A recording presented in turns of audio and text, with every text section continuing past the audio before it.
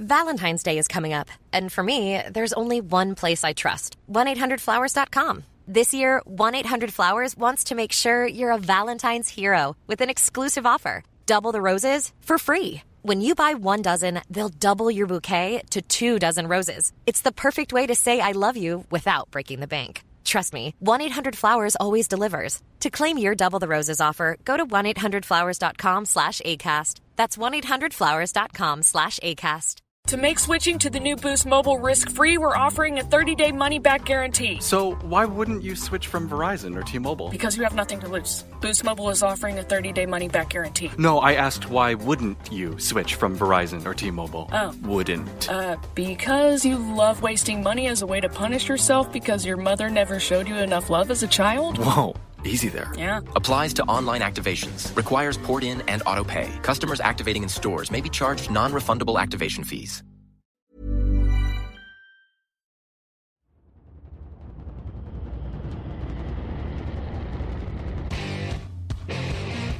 What time is it now? Time is it now? Talk to that. Talk to that. What time is it now? What time is it now?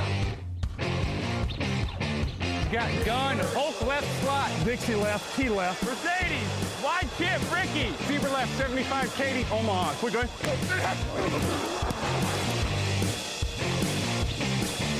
Last play of the game. Who's going to win it? Luck rolling out to the right. Dumps it up to Donnie Avery. Yeah! Goal line. Touchdown. Touchdown. Touchdown.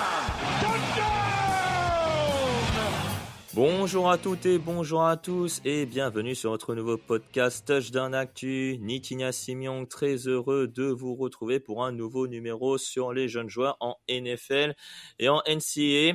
Une émission particulière aujourd'hui parce que on se rapproche du grand événement de la saison NFL 2024, c'est-à-dire le Super Bowl. Alors, à mes côtés, normalement, je suis censé avoir Jean-Michel Boujard.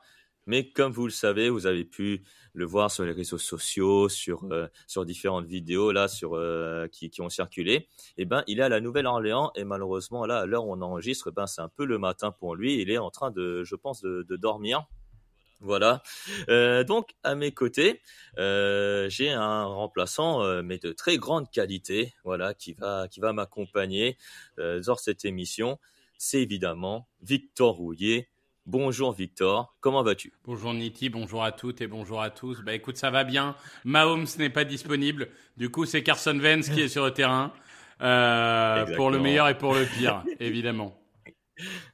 J'espère que pour le meilleur, évidemment, Victor, parce que déjà, il y a les Eagles qui sont au Super Bowl, et on va parler de ces joueurs des Eagles.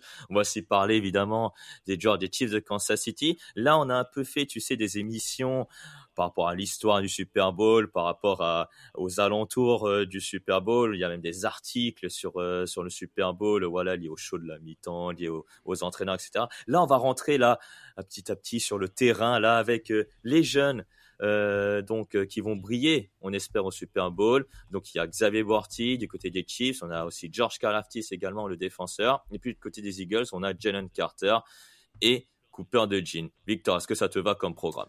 Écoute, ça me va très bien, allons-y. Allons-y.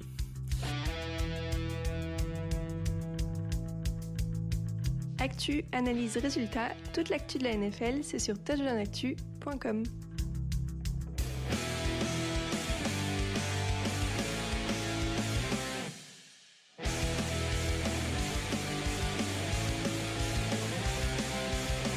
Et on démarre donc avec le receveur speedster, comme on dit, du côté des Chiefs de Kansas City. C'est Xavier Worthy. Alors, Xavier Worthy, Victor, il fait une saison un peu à l'image du parcours des Chiefs, finalement. Je ne sais pas si tu seras d'accord avec moi là-dessus, mais 59 réceptions, 639 yards, 9 touchdowns en tout. Mais c'est surtout en play-off, on va dire, qu'il élève son niveau de jeu pour le rookie. 11 réceptions, 130 yards, 1 touchdown, et dont une réception contre les Bills, on va dire, un peu litigieuse, mais il a fait quand même. Est-ce que, déjà, la saison qu'il fait est un peu à l'image des Chiefs de Kansas City ? Je pense que globalement, sa saison, elle est bonne. Moi, c'est un joueur que j'aimais pas du tout. parce que je pense qu'il a des gros problèmes de main et des gros problèmes de QI football. Là où l'environnement est important, c'est que je pense qu'il a bien fait d'atterrir à Kansas City, qui est une franchise qui l'utilise comme il doit être utilisé, c'est-à-dire miser sur sa vitesse, l'utiliser en tant que coureur parfois, vraiment utiliser sa polyvalence et son côté boîte à outils. Il y a encore des problèmes avec les mains, je trouve, même si honnêtement, c'est bien mieux que sa dernière saison en université. Mais du coup, en fait, il monte en puissance clairement. Et je pense que le retour aussi d'Hollywood Brown, etc., ça lui... Et l'émergence annuelle de Juju Smith-Schuster en play-off lui ouvre un peu des espaces et qu'il en profite. Donc, de toute façon, je veux dire des Chiefs... Au niveau des skills players, donc des receveurs et des running backs, il n'y a pas un star power de fou, hein. Faut être honnête. Ah non. Par contre, il y a une très bonne ligne. Il y a Mahomes qui est un des meilleurs quarterbacks de l'histoire. Il y a Kelsey. Ça, on est bien d'accord. C'est pas pour rien qu'ils sont à un match du triplé.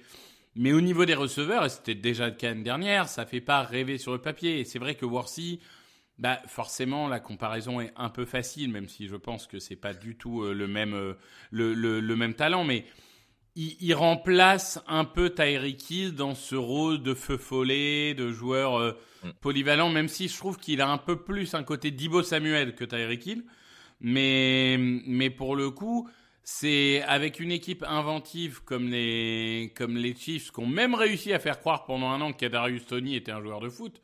C'est te dire s'ils ont du talent. Il a gagné un Super Bowl, Kadarius Toney.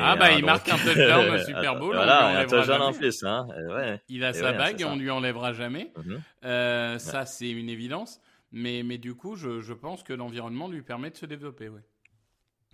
Alors, tu as dit beaucoup de choses, effectivement. Les problèmes de main qu'on a vu à l'université, on savait qu'il avait beaucoup de vitesse, etc. Tu vois, même avec... alors, moi, ça me fait penser, tu sais, à l'époque Patriots, où Tom Brady non plus n'avait pas vraiment des receveurs de qualité, mais de fou, on va dire. Est-ce que là, l'attaque des Chiefs, c'est un peu ça, c'est-à-dire avec Xavier Worthy, et tu rajoutes même des DeAndre Hopkins, des Travis Kelce, des Juju Smith-Schuster que tu as cités.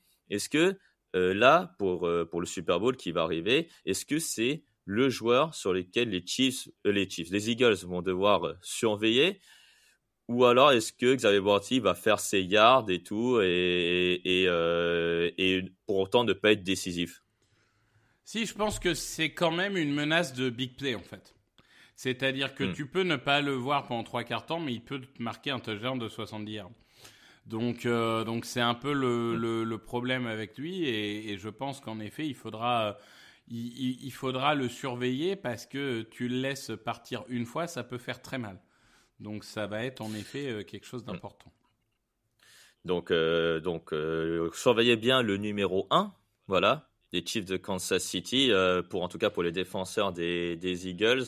Il faut savoir que Xavier Worthy, en saison régulière, là, face aux Eagles, il n'avait pas fait grand-chose, je ne sais plus, parce que là, j'ai plus les stats de la saison régulière. Non, voilà, il n'avait pas forcément été très en vue, mais en même temps, est-ce que l'attaque des Chiefs était très en vue en saison régulière? Bon, ça, finalement, c'est pas forcément très problématique, vu qu'ils sont au Super Bowl dans quelques jours. Victor, maintenant on a fait l'attaque, c'est un peu le seul attaquant jeune, on va dire, qu'on va faire de tout le podcast. On va faire désormais de l'autre côté du terrain, du côté de la défense, du côté des Chiefs, parce que c'est vraiment dans ce domaine-là qu'il brille. On a Trent McDuffie, le cornerback qui a fait 2 saisons aux Chiefs et qui a déjà gagné 2 Super Bowls. Et puis on a un autre joueur aussi, qui est lui pass rusher, et qui a déjà gagné 2 Super Bowls, c'est George Karlaftis. George Karlaftis, il est né à Athènes, en Grèce. Son père était lanceur de javelot à l'université de Miami, je ne sais pas si tu le savais ça. Et son petit frère joue aussi en université à Purdue. Je crois qu'il est maintenant sur le portail des transferts. Voilà, ça c'est pour le background de Karlaftis.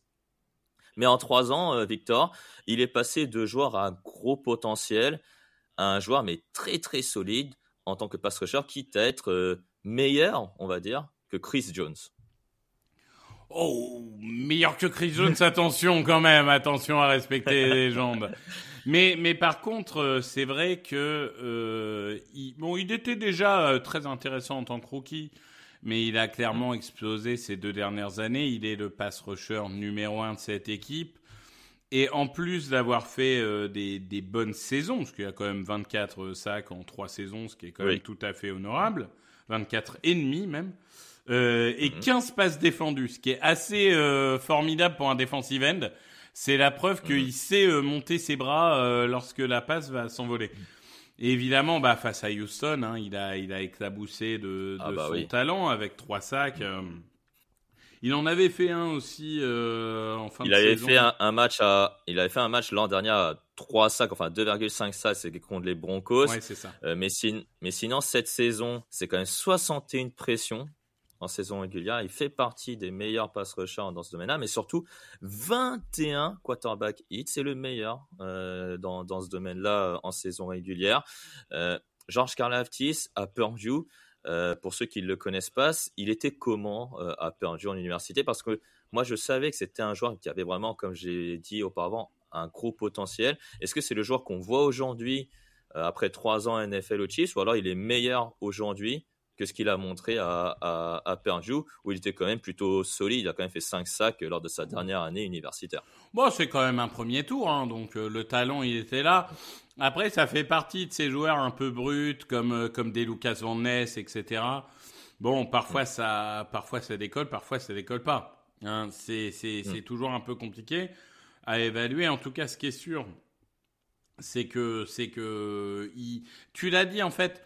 Ce qui est presque frustrant pour lui, c'est que tu regardes son nombre de sacs, tu te dis c'est bien, mais pas légendaire. Et alors en fait, quand tu regardes le match, sa capacité de disruption, elle est bien plus élevée que ses statistiques brutes. En plus, c'est un personnage ultra sympathique. On avait eu l'occasion de l'interviewer l'année dernière. C'est vrai. Ce qui n'enlève rien, évidemment. Mais oui, je trouve que globalement, il est ce qui a manqué longtemps En fait, lui et McDuffie, c'est vraiment ce qui a manqué pendant quelques années aux Chiefs au début. C'est-à-dire ce cornerback et ce edge vraiment taulier. Et on la voit, hein, cette défense, il y a encore 2 ans, on disait « Ah, elle est jeune, elle peut se développer et tout ». Et année après année, elle devient de plus en plus bonne. Donc c'est vrai que c'est assez impressionnant. Et je pense que... Alors forcément, une offensive des Eagles, c'est quelque chose, hein, on va pas se mentir. Mais on a vu qu'en passe pro, un Mekhi Becton, c'est pas... J'allais te poser la question justement dessus. C'est le duel qui va être opposé à Mailata ou à Lane Johnson, voire même à Mekhi Becton.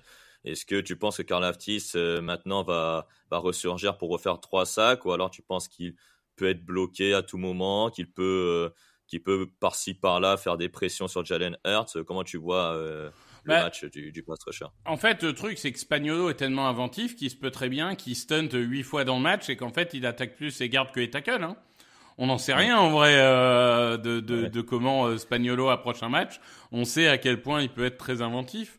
Donc c'est très difficile de dire contre qui il va être en combat, mais je pense que oui, il sera disruptif comme il l'est dans chaque match. Après, à quel point on verra, mais il aura un impact dans ce match. Ouais.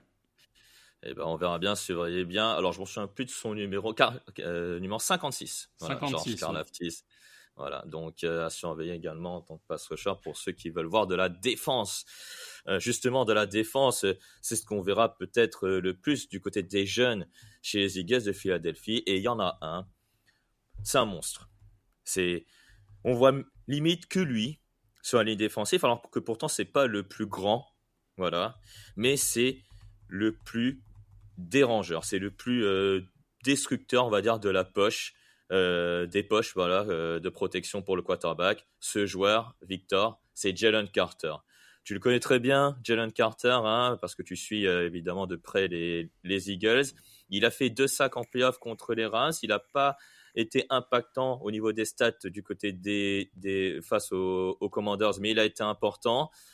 Jalen Carter, cette saison, une nouvelle fois, il s'est montré régulier. De toute façon, c'était le phénomène attendu. On rappelle qu'il était projeté numéro 1 de la draft, ou pas loin. Mm-hmm. On se posait la question de est-ce qu'un défensif tackle doit être numéro 1 de la draft. On en était là quand même. Il s'est passé des événements extrasportifs qui ont impacté son process de draft. Alors, je rappelle, les événements extrasportifs de Jalen Carter, c'est qu'il a fait une course-poursuite sur la route au lendemain des célébrations du titre de son université, lorsqu'il a remporté, je crois, son 2e titre universitaire, il me semble, Victor. Et je me demande même si dans l'autre voiture, il n'y a pas quelqu'un qui est décédé ou une histoire comme ça. Il y en a même. Et voilà, c'est ça, exactement. Ouais. Mais en tout cas, Jalen Carter, c'est un joueur qui, au-delà des faits sportifs, sur le terrain, ça reste un monstre. Oui, c'est devenu aujourd'hui déjà un des meilleurs defensive tackles de la ligue. C'est le defensive tackle qui est le plus double-teamé de toute la ligue. Donc, double-teamé, c'est 2 joueurs qui s'occupent de lui au lieu d'un. Donc, déjà, en général, quand tu es le joueur qui a le plus de double-team dans toute la ligue, c'est que ça va, tu vois. Et quand même, il fait pas de stats. Il libère des espaces pour des Witton Williams, pour des Jordan Davis et pour des Moro Ojomo. Donc en fait, l'impact est énorme en fait. Et je suis pas loin de penser qu'aujourd'hui, c'est le joueur le plus important de la défense des Eagles. Donc c'est une clé. C'est un peu celui qui fait la passe décisive, en gros, si j'ai bien compris. Voilà, pour parler un peu football. C'est-à-dire parfois, il y va directement, comme contre Rams, où il y va comme un grand, et parfois, il fait la passe décisive, bien sûr. Ouais. Mais ça va être passionnant parce que en face, je veux dire, c'est pas des nouveaux venus. Ah non. En face, on va avoir du Trey Smith et du Creed Humphrey. Bon, j'ai envie de dire que c'est presque le... Alors, ça fait un peu hipster, mais c'est presque le duel le plus important de ce match. Après, à voir s'ils inversent et qui va attaquer un Calendo, par exemple, qui remplace Tony. C'est pas impossible. Mais tout ça pour dire que oui, je pense qu'aujourd'hui, Jalen Carter est devenu le défenseur le plus important. En termes de pression au niveau de defensive tackle, maintenant que Aaron Donald n'existe plus sur un plan sportif, y a plus vraiment de grosse concurrence. J'ai envie de dire que finalement, le seul joueur, seul defensive tackle aujourd'hui que je prendrais au-dessus de Jalen Carter, on va dire sur un match, parce que forcément, si vous prenez pour une carrière, vous prenez Jalen Carter parce qu'il est plus jeune, mais c'est Chris Jones, en fait. C'est qui en face. Oui, pour moi, c'est les 2 meilleurs defensive tackles de la ligue, en fait. T'oublies Dexter Lawrence. Oh là là, ça me fait mal, Alors, Dexter Lawrence, en fait, c'est un nose tackle. Ouais, je suis d'accord. Je suis d'accord que si on inclut les defensive tackles traditionnels et les nose tackles, je suis d'accord que Dexter Lawrence doit être là et peut-être même numéro 1. Mais, et ça pareil, c'est peut-être mon côté un peu hipster, mais de la même manière que je vais séparer un edge rusher d'un edge setter, je vais séparer un defensive tackle d'un nose tackle. Toutes ces définitions, vous pouvez les retrouver évidemment sur le site Touchdown Actu. Dans les FAQ, FAQ, vous aurez tous les détails. Exactement, voilà. Donc Jalen Carter a surveillé numéro 98, c'est bien ça, Victor, du côté de la défense de Philadelphie. Exactement. Pour ceux qui veulent surveiller ce petit phénomène, voilà, issu de Georgia, on rappelle parcours parfait en université, All Pro cette année, en 2024. Pour sa 2e saison seulement dans la ligue, il n'a que 22 ans, Jalen Carter. Donc il est vraiment très jeune, il a un gros potentiel. Lui aussi, il a 22 ans. Il a fait quasiment toute sa vie du côté de Iowa.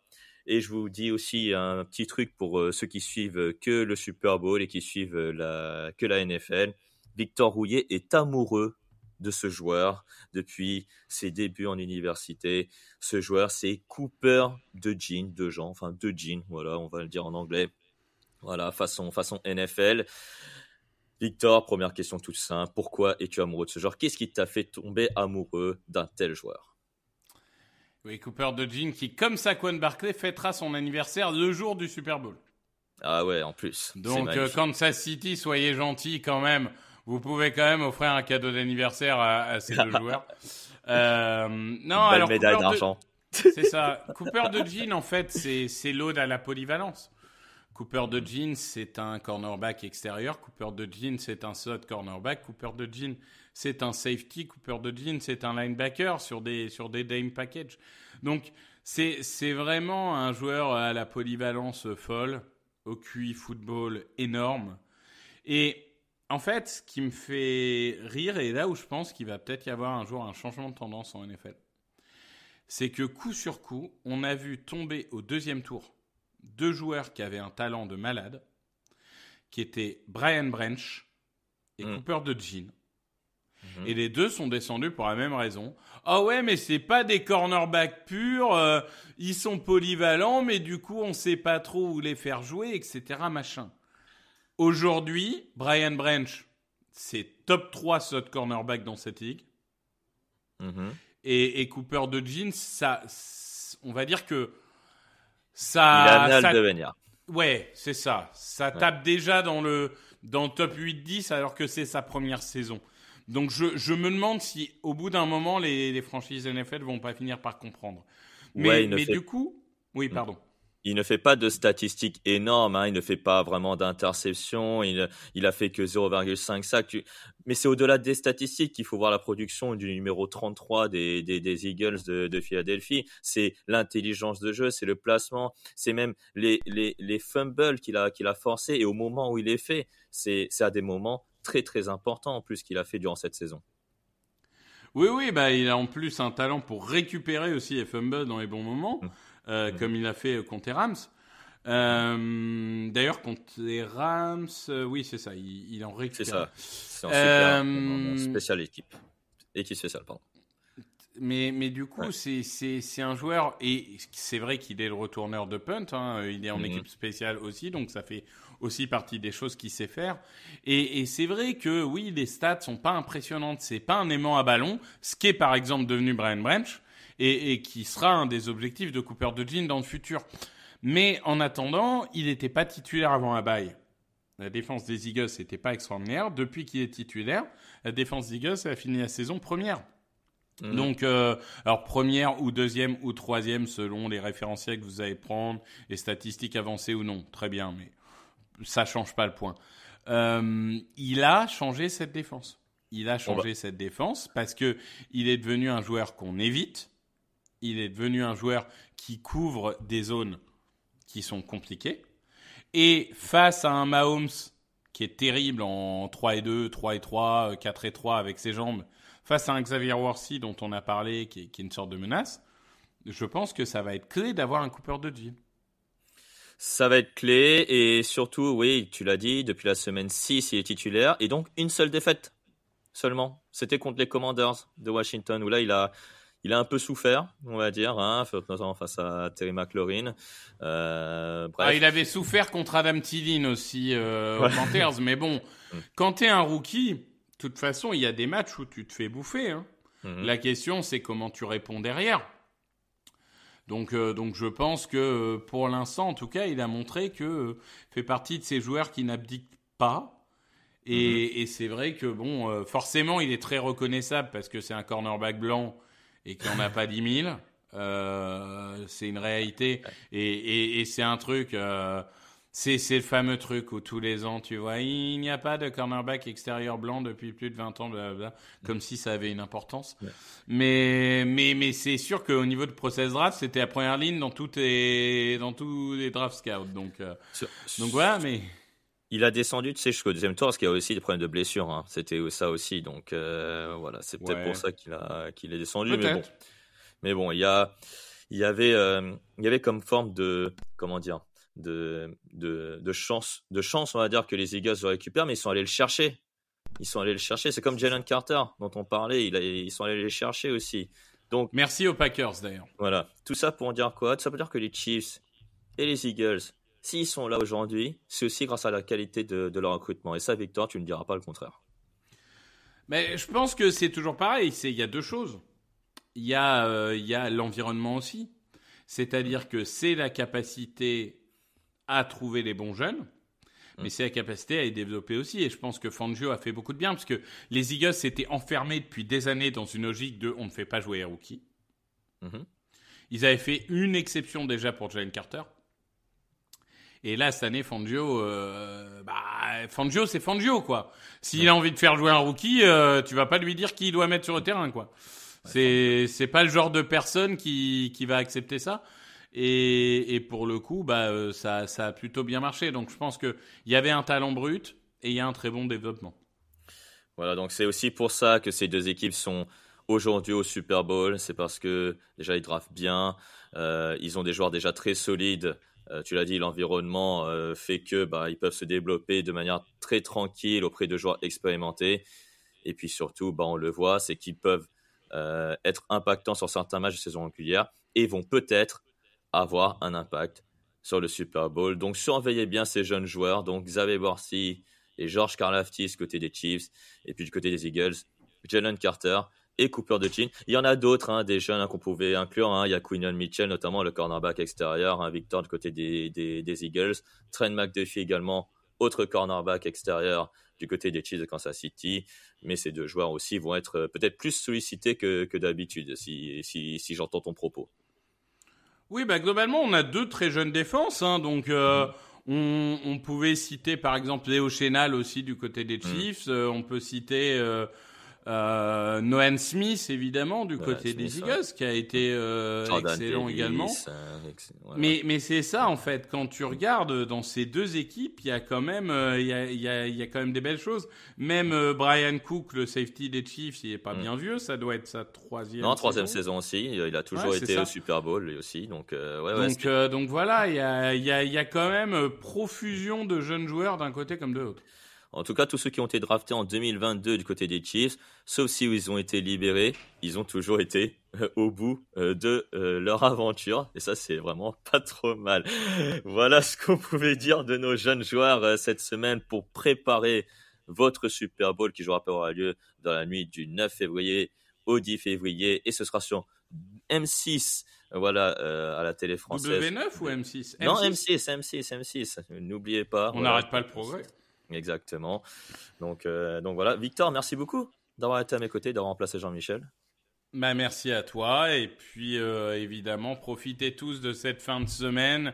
La preview du Super Bowl est disponible sur le site. C'était fait par Lucas, Greg et Raphaël. C'est ça. Il y a aussi une preview écrite qui arrive. Il y a évidemment Jean-Michel qui va vous donner ses insights depuis la Nouvelle-Orléans. Je dois vous avouer que... ça fait un petit truc quand même là. On se dit on aimerait bien y retourner, mais je suis content pour Jean-Mi qui puisse en profiter et puis comme ça on. T'as été on aura. Ouais, non, mais c'est ça. Pour le coup, non, mais tu sais, c'est une drogue. Une fois que tu y as touché, t'as envie d'y retourner. Je comprends. En tout cas, ce qui est sûr, c'est que les jeunes joueurs, ça va pas s'arrêter, Victor, parce que après la saison, il y aura déjà l'intersaison et puis ensuite il y aura la draft. Surtout, qui va arriver avec tous les podcasts que vous connaissez de position et aussi les d'autres podcasts qui vont arriver en tout cas avant la draft qui aura lieu fin avril 2025. Merci à toutes et à tous de nous avoir suivis et toute l'actualité de la NFL, c'est sur touchdownactu.com, les réseaux sociaux, mais aussi le Tipeee. Très bon week-end de Super Bowl à toutes et à tous. À bientôt. Salut.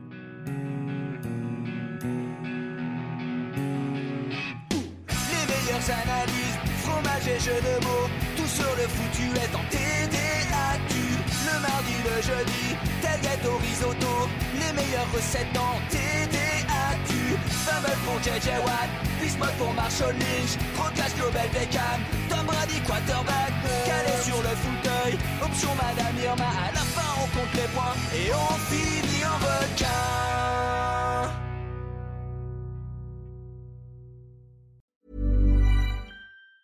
The new Boost Mobile network is offering unlimited talk, text, and data for just $25 a month for life. That sounds like a threat. Then how do you think we should say it? Unlimited talk, text, and data for just $25 a month for the rest of your life? I don't know. Until your ultimate demise. What if we just say forever? Okay. $25 a month, forever. Get unlimited talk, text, and data for just $25 a month with Boost Mobile forever. After 30 gigabytes, customers may experience slower speeds. Customers will pay $25 a month as long as they remain active on the Boost Unlimited plan.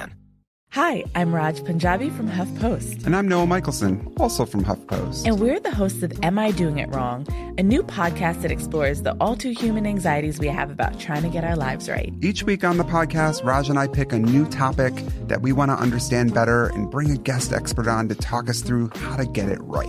And we're talking like legit, credible experts. Doctors, PhDs, all-around superheroes. From HuffPost and Acast Studios, check out Am I Doing It Wrong? Wherever you get your podcasts.